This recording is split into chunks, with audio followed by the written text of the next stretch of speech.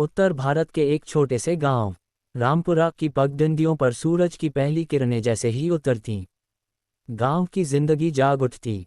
ये गांव कोई बड़ा या नामी नहीं था, लेकिन वहां की मिट्टी में ऐसी सौंधी खुशबू थी जो शहरों में नहीं मिलती। लोग कम साधनों में भी सदा खुश रहते, एक दूसरे के दुख सुख के साथी। इस गांव का सबसे बुजुर्ग आदमी था बाबा हरिराम। उनकी उम्र कोई 80 साल रही होगी, लेकिन आज भी वो सूरज निकलने से पहले अपने घर के बाहर बैठ जाते और हाथ में एक लकड़ी की छड़ी लिए गांव के बच्चों को किस्से कहानियां सुनाते। बाबा की कहानियां सिर्फ कहानियां नहीं होती थीं, उनमें जीवन के पाठ छिपे होते। गांव के बच्चे ही नहीं, कई बड़े भी छिपकर सुनते थे। कहानी की शुरुआत होती है एक घटना से। एक बार गांव के पास से गुजरने वाली नदी में अचानक बाढ़ आ गई। ये बाढ़ अचानक आए और गांव के खेत डूब गए। गांव की फसलें बर्बाद हो गईं और लोगों में निराशा फैलने लगी। अब गांव के लोग सोचने लगे कि शहर जाकर काम करें, क्योंकि यहाँ तो बस मुश्किलें ही मुश्किलें थीं। बाबा हरिराम ने सबको पंचायत में बुलाया और बोले, बेटा, ये मिट्टी हमारी माँ है। जब हम मुश्किल में होते हैं तब भी ये हमारे साथ रहती है। क्या तुम माँ को छोड़ दोगे? गांव वाले चुप हो गए।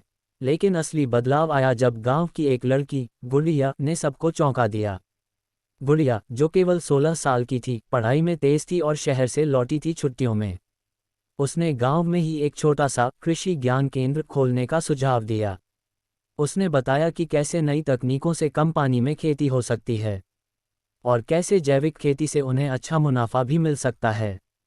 शुरू में सब हंसे, एक लड़की बताएगी हमें खेती, लेकिन बाबा हरिराम ने गुड़िया का साथ दिया।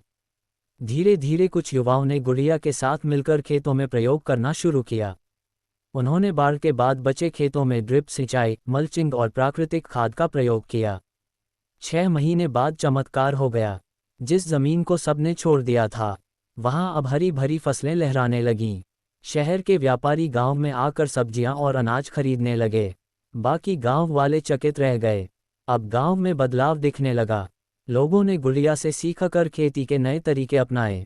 महिलाएं भी जुड़ने लगीं, अचार, पापड़, मसाले बनाने के काम में। बच्चों के लिए एक छोटी लाइब्रेरी भी खुली, जहां बाबा हरिराम की कहानियां अब लिखी जा रही थीं। गांव में अब न कोई भूखा था, न बेरोजगार। सरकार ने भी इस बदलाव को सराहा और गांव को आदर्श गांव का दर्जा दे दिया। एक शाम को जब सूरज ढल रहा था और बच्चे बाबा से कहानी सुन रहे थे, तो एक बच्चा बोला, बाबा, असली हीरो तो गुड़िया दीदी हैं। बाबा मुस्कुराए और बोले, हाँ बेटा, लेकिन असली हीरो वो होता है जो दूसरों में भी हीरो बनने की हिम्मत जगा दे। अंत में रामपुरा गांव ने ये साबित कर दिया कि बदलाव लाने के लिए बड़ी उम्र, बड़ी डिग्री या बड़ी जगह की ज़रूरत नहीं, बस एक छोटी सी सोच, थोड़ी हिम्मत और सबका साथ चाहिए।